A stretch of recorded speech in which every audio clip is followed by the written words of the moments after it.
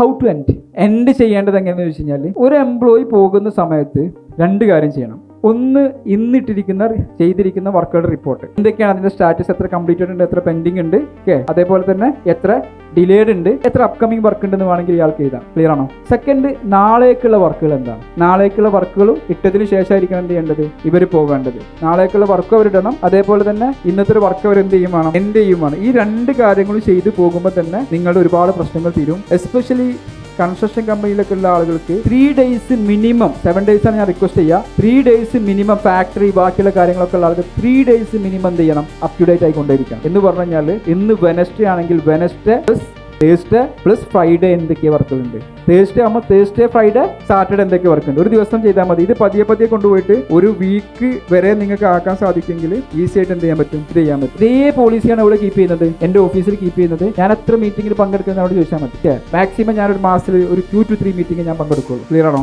DM4 system implementation in your business.